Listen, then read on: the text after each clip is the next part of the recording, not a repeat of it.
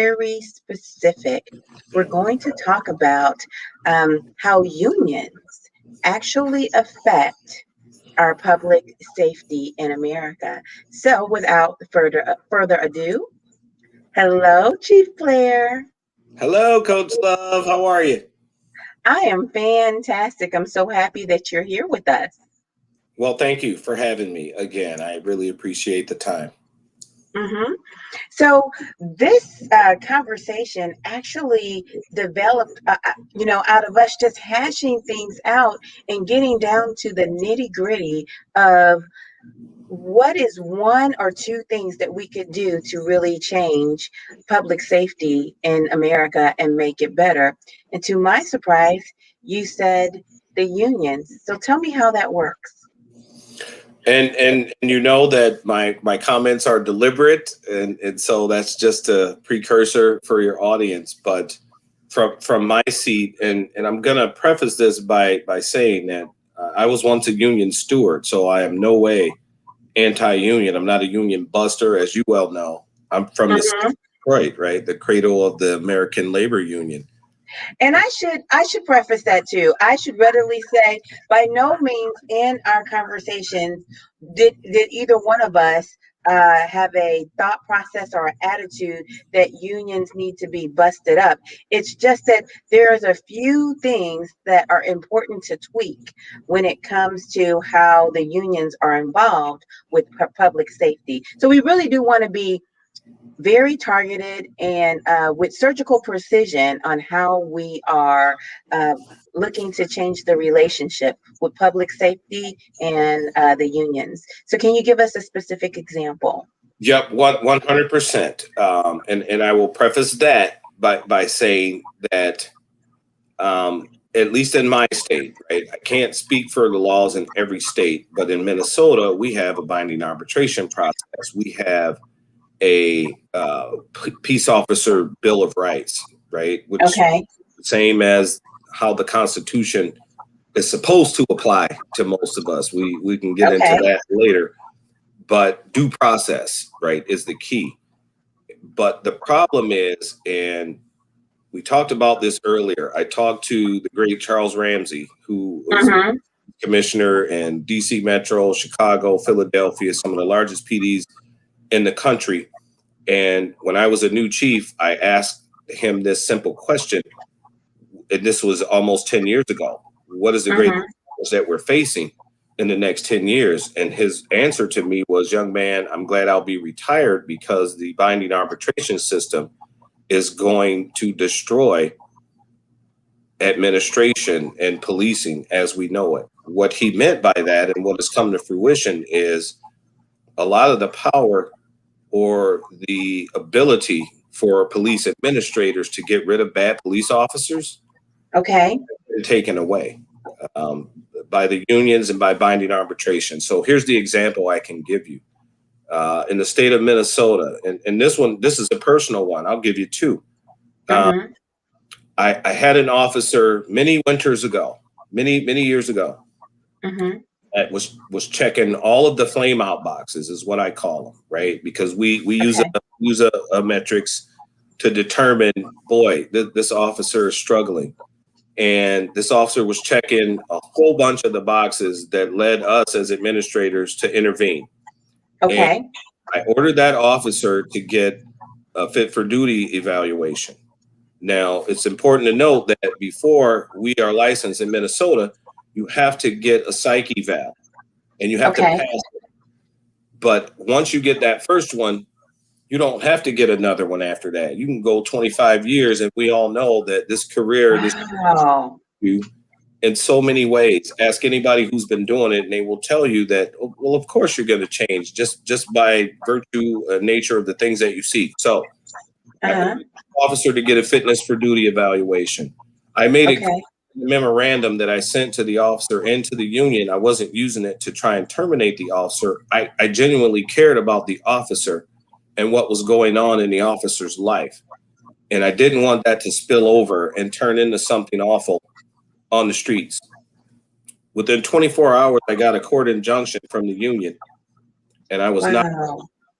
to follow through on that order. And this is something that I know a lot of my colleagues have had to endure. And so Mhm. we wound up compromising where the officer had to go to 3 sessions with the psychologist, and the union picked the psychologist. Fine with me. I care about the officer as a person. And Mhm. none of the information that was extrapolated from those sessions was available to anyone in administration, including myself. Mm. That was that the officer did the 3 sessions, and that was it. I'm happy to say that the outcome was positive, so it's clear to me that the officer took it seriously. Okay. That's not always the case. So these are things that the general public don't know, Coach Love, that inhibit us from getting rid of bad officers or from intervening in a way to prevent some of the things that we've seen recently. And this was not a bad officer. This was an officer that was struggling with a whole bunch of things, personally, professionally. And I wanted that officer to get the help that was available. And I was met with a court injunction. So I hope that answers your question. It's a really long answer, but Well, no, it definitely helps me understand that. Is there anything, because people are marching and protesting, and that has its place, but it's not the kind of thing that addresses something with surgical precision, which is really what we need. Because, like you've said many times, 90% of police officers are good. The reality is, most people are good, okay? But nobody goes around talking about all the good people that there are in the world. In the same notion, nobody goes around really talking about all the great cops there are in the world, because it's that 10% that is bad that's making the news, and that's causing all the havoc and the problems. 1%. And I will say this differently because you took me to task earlier. The audience doesn't know this, so I'm going to say it this way. Okay. I 100% condemn the actions that we have seen play out on video, on TV, on the news of officers mistreating people, particularly Mhm. people of color. 100%. I do not Okay. condone that. I Mhm. respect that. I do not hold the blue line for officers and people in this profession that strip other human beings of their dignity. And I know it sounds cliche, and I probably still didn't say it strongly enough for you, I but think you did. I think you but did. but here's the news. They make things difficult for all of us, but it makes things exponentially harder, and it makes it harder for people to believe me when I say that. And I understand. Mhm. I get it. I'm a man of color.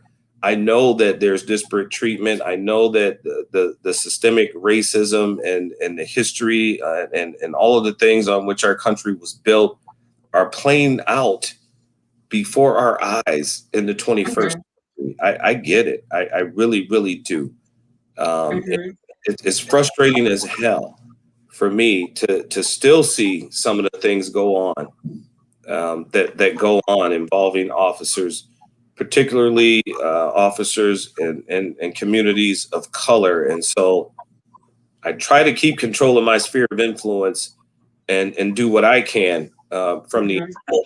it is listen, it's gut wrenching. I'm right here at the epicenter of Mhm. George Floyd, which sparked mass Right. protests across the world. Right. I'm right here. Mhm. And when people have asked me, well, how do you feel about that? My answer is the same as most people, because I'm a human being as well. It was gut wrenching. It pissed me off.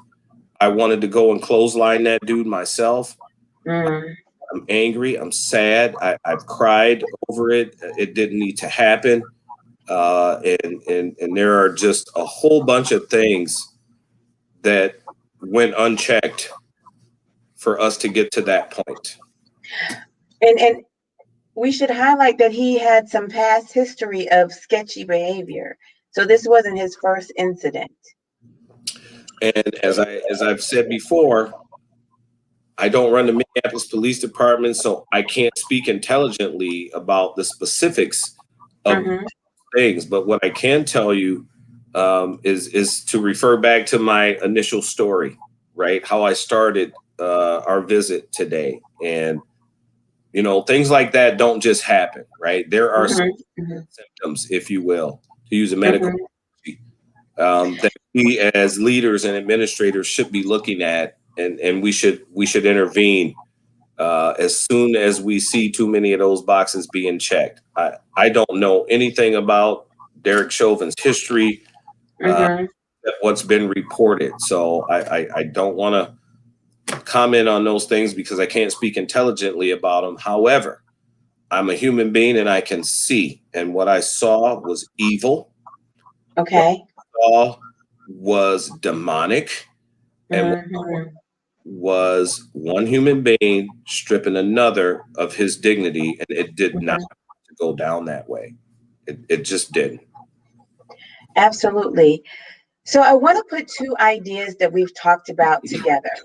You said to me that no one hates a bad cop more than a good cop, right? Real talk. Absolutely. Real talk. Now, the union is made up of cops, correct? Correct. What's going on that those cops are not, addressing that? What's happening there? Can you, shed some light on that for me? Well, I'll be honest with you. I need an easier question. I can try. I can try. I don't know how much justice I can do it, but I can try. As a former union steward, there was a time when an officer would do something that was so egregious that the union would advise he or she that, you're lucky you're not getting fired for this. So we're not going to push the issue. We're not going to grieve it, even though it's your right to do so. And in my tenure, in my career as an administrator, I've seen that pendulum swing all the way to the side where everything is subject to grievance. And one of the things that I did and suggested to our state legislature was during the whole police reform movement that is still occurring. One of the things I said and suggested, because I've testified before our state legislature 2 or 3 times in the last 6 months, is this. Let's modify the arbitration process, because every time an arbitrator is the one who decides what happens ultimately. So terminate somebody. This is a hypothetical. And it gets grieved to the point that we get to arbitration. So now the arbitrator is going to decide ultimately what happens. Every time that decision is made, a precedent is set. And again, the general public doesn't understand that. Maybe some of them do. But that means that if someone else comes along with the same behavior and I want to affect the same outcome that I did with the previous person, correct, I have to do things differently because the precedent has been set, right? Because the arbitrator said, nope, you guys missed a step. You didn't do something right here. And so it's like Groundhog Day, if that makes sense to you and to your audience. And it's very frustrating because there are people, we take our people from the human race, we take our folks from the human race, and there are some folks who flat out shouldn't be in this profession. And so one of the ways I've tried to address it is on the front end, right? I use the character-based hiring process so that I don't wind up with a 20-year problem. But that's me. I only control one agency right now. So that's true. And if I'm not mistaken, didn't you get a little bit of flack for having a character-based hiring process? I did at the beginning when I first took over in St. Cloud. I had to petition the Civil Service Board, get rid of the archaic written test that they had been using since the Vietnam era. But we prevailed, right? The unions came out very strong against us eradicating that test. And the reason I wanted to get rid of it was because the same 10 people became great test takers. And Right. one of my presentations to the Civil Service Board was, if I wasn't going to hire that person last year or the year before, I'm not going to hire them this year, and I'm not going to hire them next year. I don't care how well they do on this test. And so we replaced it with some other things, with an education and experience evaluation is what I call it. And, Okay. and I know where you're getting at, because there's 3 questions that I ask every candidate. Number I one love is why you want to do this. And I've heard all kinds of answers for why. Well, it's a good job. Well, that's strike 1. I need to hear a little bit more. The second question is, what have you done in furtherance of that goal? And I actually had a candidate tell me that, well, I watch Cops. I read Soldier of Fortune. Well, that's strike 2. The third and most important question is, do you volunteer? Or how good the candidate looked on paper. If their answer was no, I threw their application in the trash. Okay.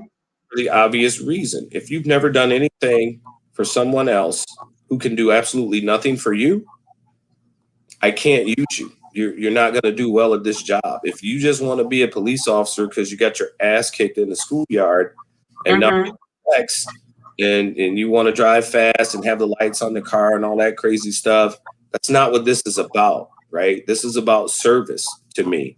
This is about when people call, they are in distress, and you're not supposed to make things worse, right? Exactly. You arrive on scene, you're supposed to make things better. Things are supposed to be better when you leave than they were before you got there, which is why I flipped the script when I took over. And on all of our squad cars in St. Cloud, it doesn't say to protect and serve, which is what most people are used to seeing. It says to serve and protect, because I emphasize the service aspect of what we do. And I don't have a lot of rules, Coach Love, but I tell every candidate, every officer, every day, we do not strip human beings of their dignity, ever.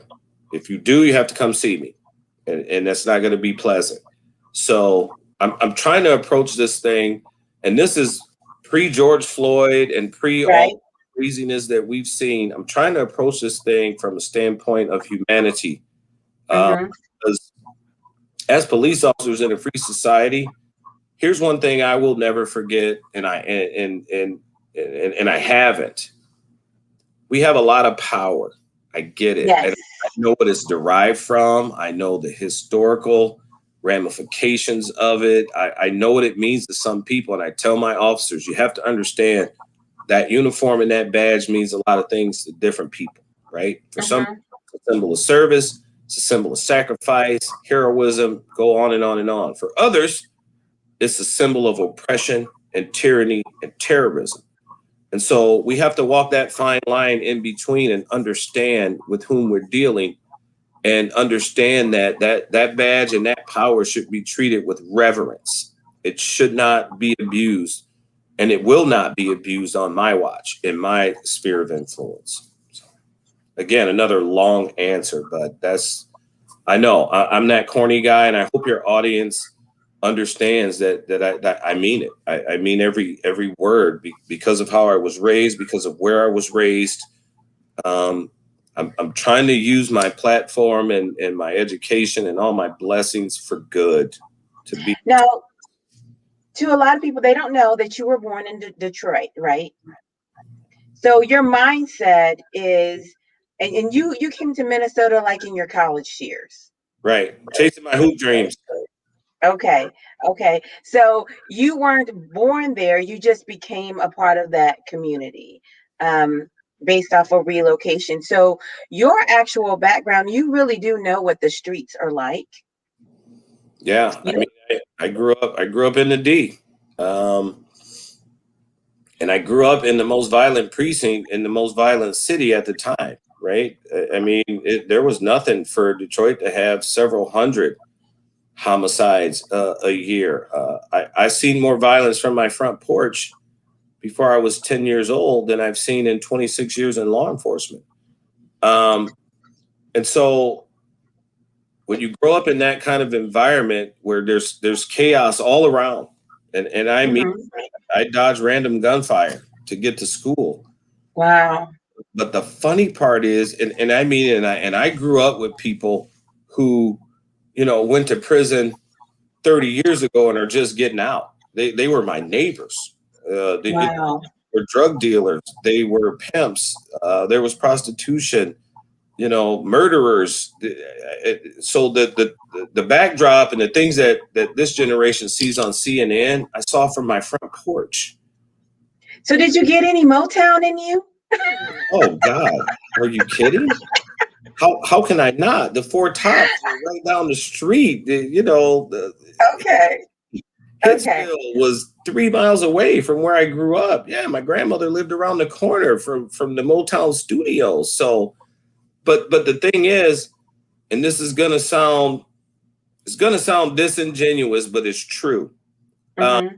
I never felt unsafe in that neighborhood, and the reason why Okay. is because there were plenty of grown-ups. Mm-hmm. When I was born, my parents were already grown. My grandparents were already old Okay. right? But everybody up and down the block in the neighborhood were hardworking, respectable people, and you were accountable to them.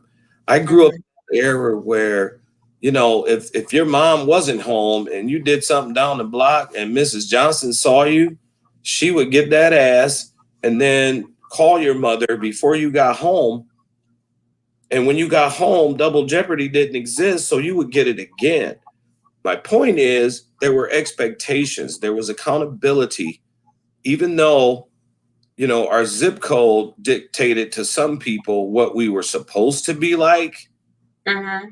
They weren't having it, Coach Love, right? The elders were having it. And so you had to toe that line or face the consequences, plain and simple. Now, I know it worked with you, but did that work with everybody in your family? No, I've No. got brothers. I'll tell you the story of the three brothers, if you'll indulge me. Okay. We're growing up in Detroit. The oldest brother was wicked smart. He could Mm-hmm. this in 8th grade. Never graduated from high school. Wound up working as an engineer designing overhead sprinkler systems in commercial buildings. But he didn't graduate from high school? Did not. This Okay. Okay. was many winters ago. This is back in the 70s, but this is how smart he was. Pretty good athlete. Okay. Middle brother was not as smart as the older brother, but did better in school and was a better athlete. I see. Brother was the best athlete of all, struggled in school the most.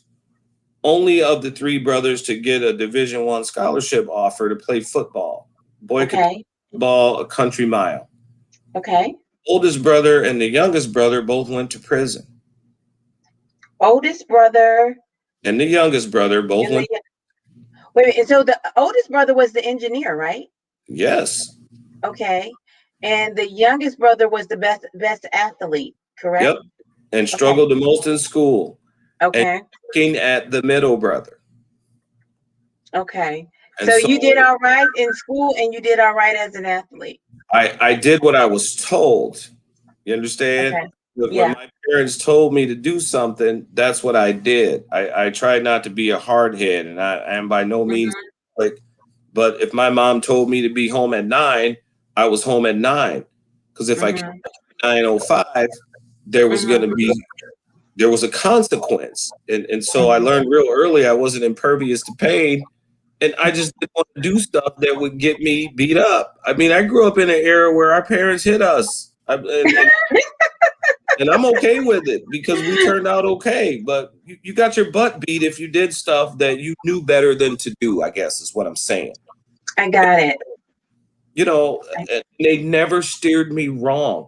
So even growing up amidst all of that chaos and all of that violence and all Mm-hmm. that instability, if you will, I had two loving parents that I was more afraid of than these fools that are on the street then and now. So, and I'm blessed because clearly none of this happens without the Lord's hand being on me. And I got a praying mother. And so That's I'm 100%. and Yeah, I owe them, Coach Love. I owe them. I owe your ancestors. I owe everybody in the audience's ancestors because they sacrificed more than we will ever have to so that we could reach our full potential, right? And so I'm trying to that's true. or pay it forward, if you will. Yes, so that the generations after us will have a leg to stand on. Right. Now, we have a bit of an entrepreneurial crowd watching us tonight. And so I want to talk about your numbers. You and I, we were talking about your budget earlier today, and it's perfect for our audience. As the chief, you're responsible for the budget, like the whole thing, right? Right. What And goes in it? everything. And it's funny that you would ask that because my budget proposal to the finance director is due on Friday. Okay. For us, because our fiscal year is January to January. Some people's are September or October to September, but ours is calendar year. And so, boy, when you ask what it consists of, and it's public. So our budget at our police department right now is $19.5 million. And Mm-hmm. covers everything. I mean, from the amount of cleaning solutions we need to keep the building clean, to Wow. vehicles, to fuel, to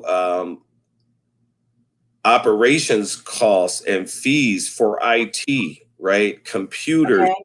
Wi-Fi, the electric bill, the heating bill, the boilers in the building, all of the equipment that our officers need, training, support. I mean, I could go on and on and on. So there's a line item for each and every one of these things, and we have to go through it line by department because there's a department code on everything, and there's a financial code on everything, and so we literally we go through it line by line. And so one of the things I do to try and keep a handle on it is quarterly.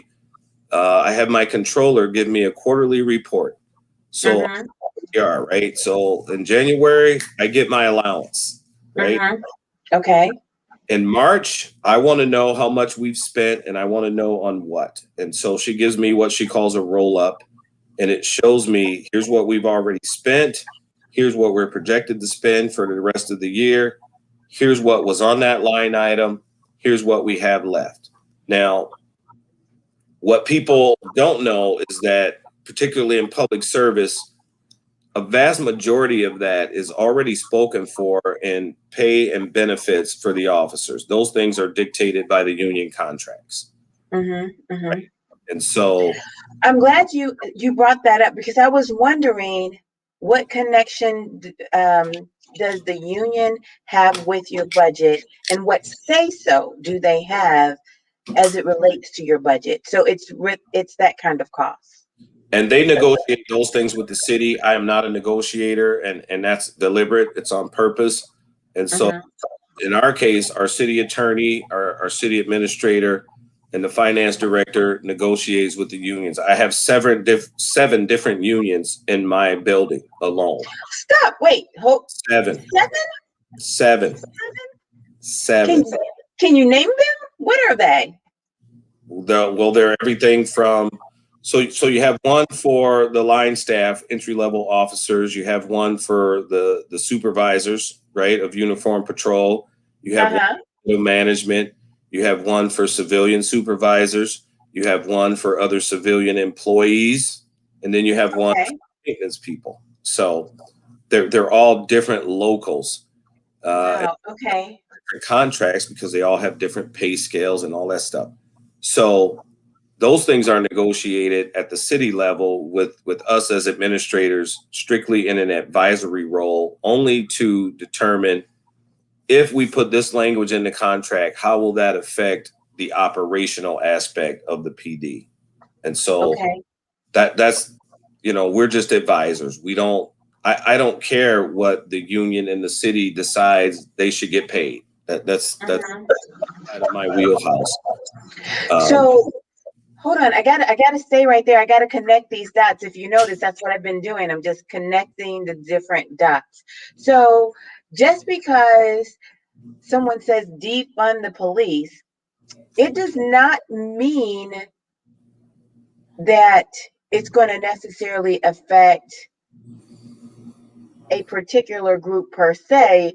Maybe a program might be cut. Oh, oh, you're a quick study, Coach Love. Uh-huh. Uh-huh. Oh, no, that's exactly what it means because I call them nice to haves versus have to haves, right? Okay. Well, we go through each line item and we know what we're going to get. Periods. Mm-hmm. Mm-hmm. Salary, wages, and benefits. We Okay. know what our contracts are going to cost us: building maintenance, operations costs, fleet management, IT. The nice to haves, which for me are now have to haves, are the line items that allow us to do our community engagement, our youth initiatives, our outreach programs without having to charge some of our more indigent citizens to be participants in those programs. And Okay. so when I got there, if this makes sense, there was no line item for that. And Okay. now I'm happy to tell you, and this is all public information, it's a six-figure line item for us just to do youth engagement and community engagement. And that's more than enough for us to run the programs that we run year round, every season. And those are the things that get cut first when you start talking about defunding, Okay. because there are certain things that we have to do statutorily, and none of them involve community engagement. And so if you have to find somewhere to cut funds, those are the things that go first. It's just like the school districts now, right? And it's been that way for 20 years. What are the first things that they cut when they're facing a deficit? They cut the extracurricular programs. They cut the music program. They cut the band. They cut the theater Mhm. program. They cut all of those things that have proven to be beneficial to the overall development, right, of kids in our school districts. Same thing with us. If Okay. we have to make mandatory cuts, those things go first because I can't cut my operations budget. I can't say, well, I'm just going to lay off 10 officers. No, Mm-hmm. it doesn't work like that. And so Okay. we're blessed in our city that, man, everything I've ever asked for, I've gotten. And that has allowed us to do the work that we've done. And here's the good news that my administration, my mayor, my city administrator, our council, even our community members, the leaders in our community understand and can see the ROI, right? They Mm-hmm. see the return on that investment. And so it's not throwing good money after bad, right? It's Mm-hmm. making Mm-hmm. investment up front so that these young people that are out here now don't become clients of ours later, and they're not in Oh, that. I like how you put that, clients. Yeah, because I don't want them as clients.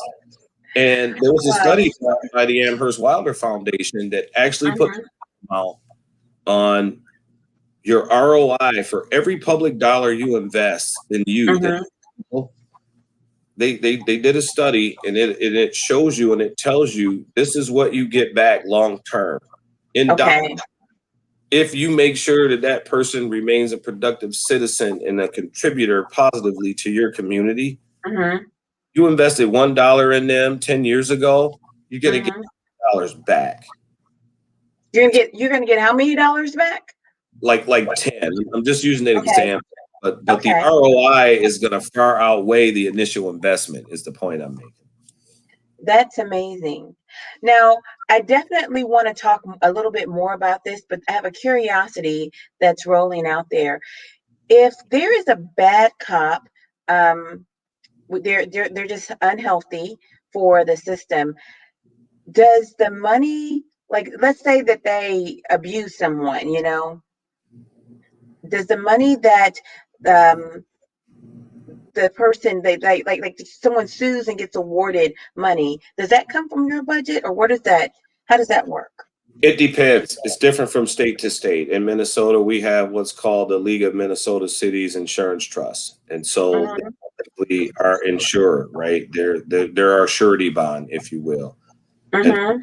if you get sued, it goes through them, and they determine what happens, whether something goes to trial, whether it gets settled, and how much the settlement is. And so they're our insurer, for lack of a better way of saying it. I just had a thought.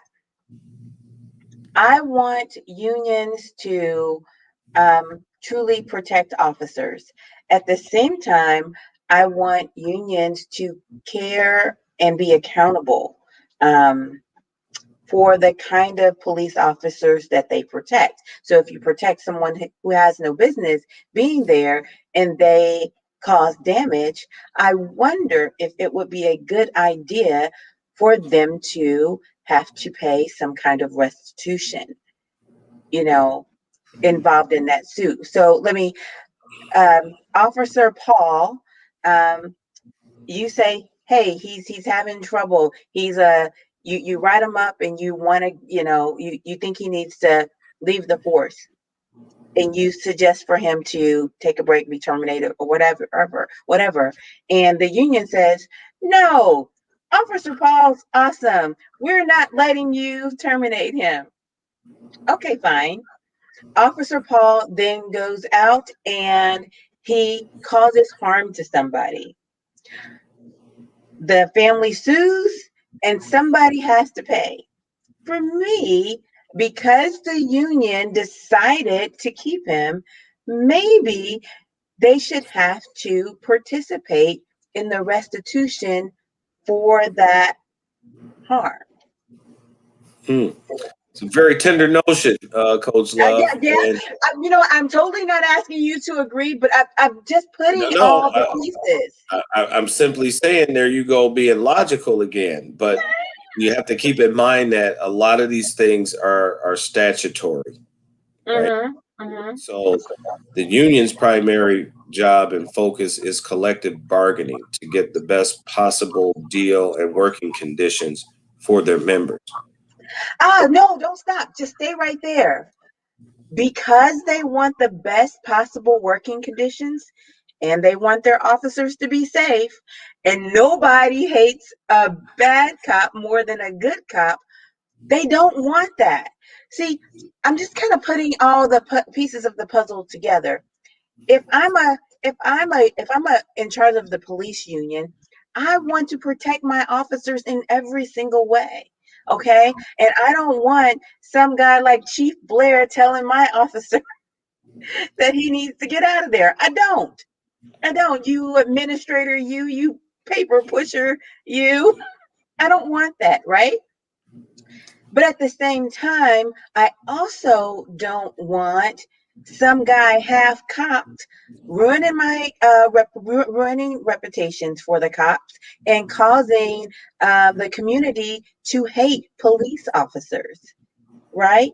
So, what did your parents do for you? They held you accountable. Accountability is an amazing thing. Agreed, but unfortunately, you're talking about two different lanes of traffic. I get what you're saying, and it makes sense. Um, but again, the union's primary responsibility is collective bargaining and getting the best possible deal and outcome for their officers with respect to compensation and working. Mhm. The liability aspect falls on the governing entity, whether it's the city, the state, the county, right, depending on where you work. And that's that separation, uh, True. accountability if you want. Now, I'm not saying your idea is bad, but it's something that would have to be legislated at the state Yes. level in each state. And one of the things that I proposed to our legislature was, look, I'm not trying to bust up the union, but perhaps every infraction that may call for discipline need not rise to the level of arbitration. So I let's agree. bar a little bit higher and decide that, you know what, these are things that we're not even going to bother arbitrating. But then there are things that are so egregious that absolutely we can all agree that we need a third party just to there's equity. And you notice I didn't use the word fairness because that's a subjective term to me. There's equity for all parties involved. And, you know, so far nothing's happened with that, but that was my suggestion. And so I agree. It requires legislation. Yes, I think it definitely requires legislation. I think that that could surely happen. But my little brain has just gone off and connected those dots. I know that I want you to know that fully understand that it's not the union's responsibility. However, that shall not stop. This is America. You can sue anybody for anything. And I don't know if it would be a frivolous lawsuit for someone to pursue that they showed neglect, not only for the citizens at large, but for their fellow police officers, because they put somebody who was derelict in their duties back out on the force and they fought for it. I don't know. I think that's a pretty good angle. And I don't know that might not be the case in other places. I can only speak about my own state, right, where I work and where I operate. But again, what I will tell you is the indemnification part of the equation is on the municipality or the county. It really is. Currently, so yes. That's how that goes. I'm not saying that's not a good angle to pursue. And guess what? That might move the needle faster than anything else. Exactly, because Marchin's not doing it. Because whoever's liable is the one who obviously has the most vested interest and is going to probably ensure that everything possible is being done to limit their liability, right? Or to mitigate. Exactly. And so that might be the case in some other states. So. You want to know what? Because what I really want, I want policing to stop being political. I really want it to stop being political. And I think if unions were both responsible for protecting and paying for the people they protect, they might make really good decisions, because nobody knows what's going on like another police officer. They know the good, the bad, the ugly, and all the secrets, and they really do know who's just burnt out for now and who's burnt out for good. Listen, understood, and I can't do that any more justice than you did. All I can do is mess that up. But that's what's happening where we are, and I'm sure it's probably the same in some other places, and I'm sure it's different in some other places too. But it is. I go back to Charles Ramsey. He was on mission 9 years ago. I mean, what he has said, or what he said then, has come to fruition. Yeah. And it's something that until we can get those kinds of things addressed, the other things that are being proposed in terms of reform are and they're not sustainable, right? It's like trying to cure a headache by cutting off somebody's head. That doesn't work. We need to get at the core issue.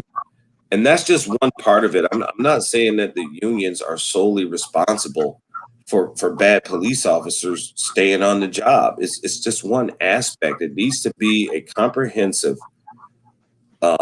forward, progressive kind of approach. And you know some of the things that we have done.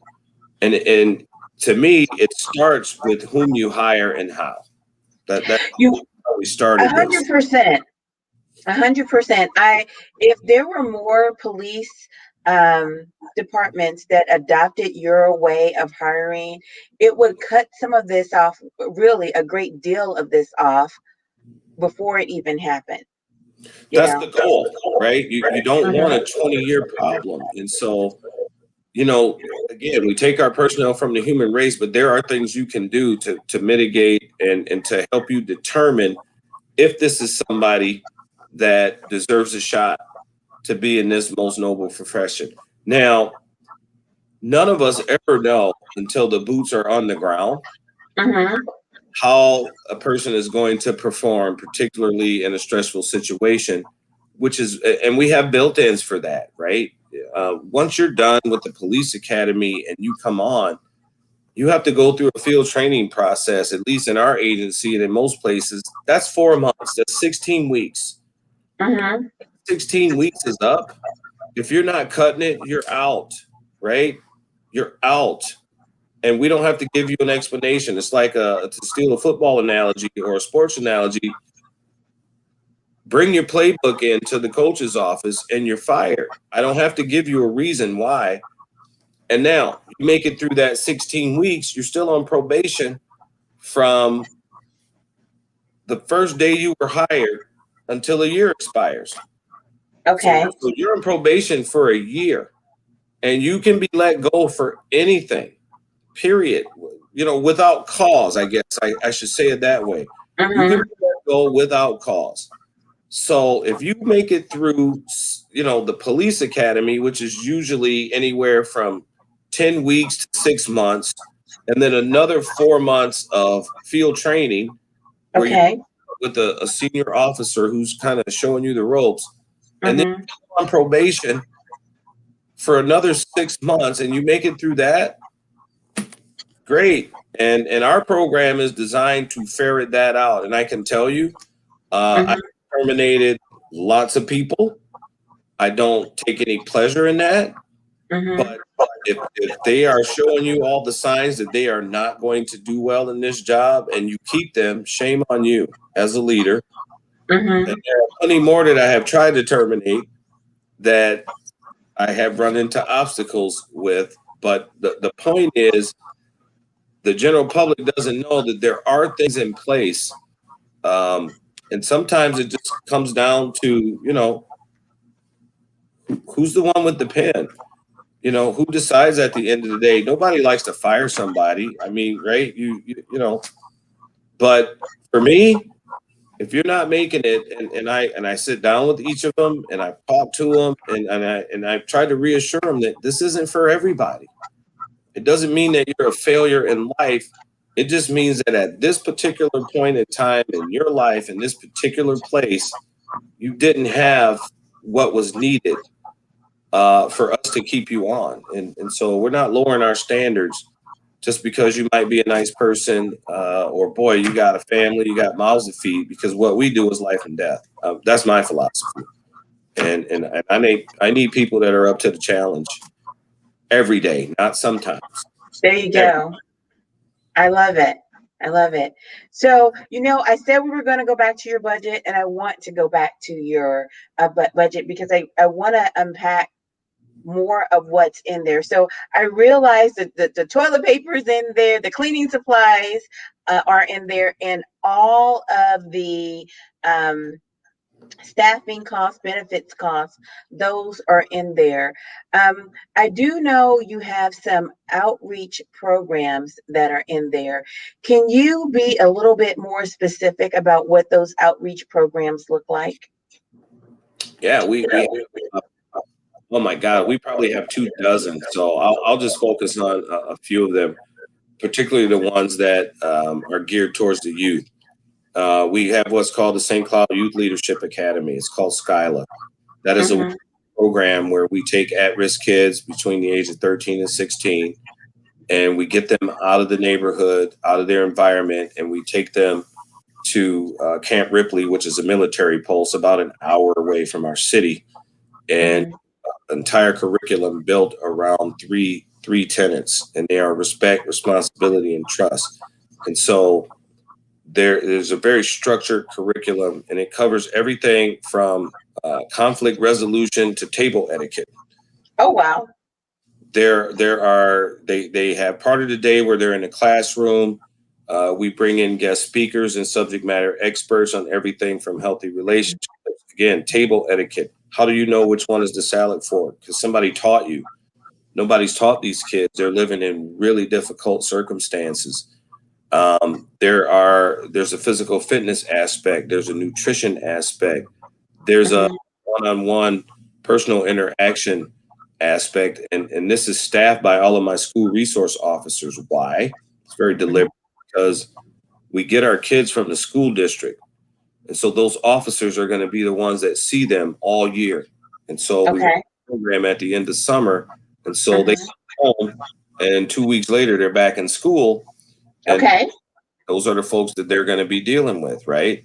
There's a team building aspect, and we put them through the rigors. And by the time they leave, they've learned a great deal about being a team player, what it means to be a decent citizen and a community member. And that program doesn't cost their families one dime. We fund the program with a lot of help from local businesses, whether it's the Rotary or a private business or the Chamber of Commerce. Uh, they make donations, whether it's monetary or in kind or in goods. I could go on and on. We've got our community outposts where we run ESL programs, after school programs, homework assistance programs. We've got at least 4 sports leagues that we run out of there. We have a Women of Worth program, which is a 9-month mentorship program for young ladies. I mean, I could go on and on and on. And these are the things that um, part of that line item helps to fund. Now, the Community Outpost program is funded through a 501c3 that we started so we wouldn't burden the taxpayers. And that's run by the Greater St. Cloud Public Safety Foundation. And they do all of those things I talked about, as well as give away scholarships for young people involved in who want to get involved in public safety, whether it's EMS, fire, or police. And that place is open every day. We've run mobile dental clinics, mobile health clinics. Public health from the county is there every day because, again, we're serving one of our more indigent parts of town. And the reason that's been so successful, Coach Love, is that we didn't go in there and tell them what we were going to do. We asked what they needed. Uh, Mhm. the programming.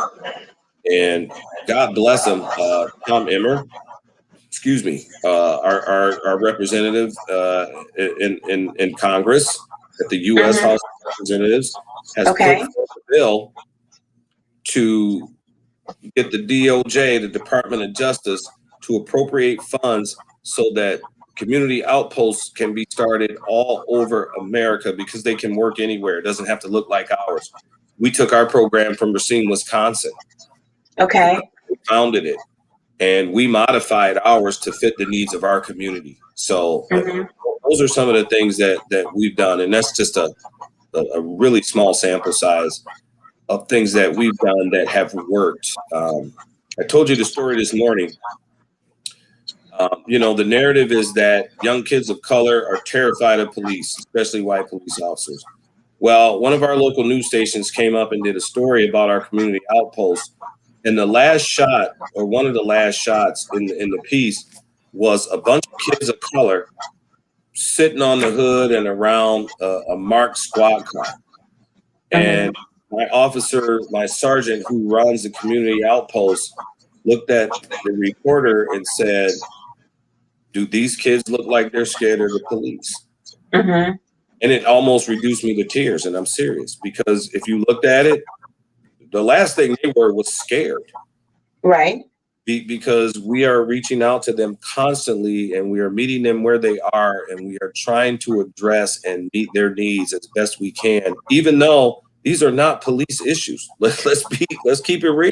Well, you want to know something? I was going to say, do you think that's policing? I do. It didn't used to be our issue, but here's the thing. We could stand idly by and watch and be reactive or Mhm. get in the game and try and mitigate and do some proactive work to give these kids a leg up. It's not our job or our responsibility, but it is. Right. So in a way, I must be honest with you. I do think that's policing, but I think it's different than what Americans think of as policing. I watched I like Sunday Morning. It's a show that comes on CBS with Jane Pauley, and they were talking about how people use policing in in other places. And just imagine if you just use policing as enforcement, then it really doesn't work so well. But if you really, like you, have focused on service and protection first, then it's easier to police and you have to use less enforcement. So you're just really making your job easier on the front end. 100%. And so let me clarify, right? When I said is it our job or our responsibility, and I said no, and then I said yes. Here's what I mean. Mm-hmm. They're not our kids per se. We're not their parents. And so Mm-hmm. is it our responsibility to raise them? And the answer is yes and no, because as adults, we're all responsible for looking Mm-hmm. out and reaching back and lifting up, right?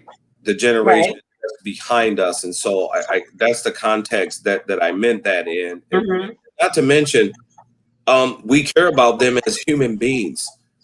Well, yes, We want to I see think if them we reach want, their full potential, Coach Love. Why? Because somebody did it for us. Somebody did it for me.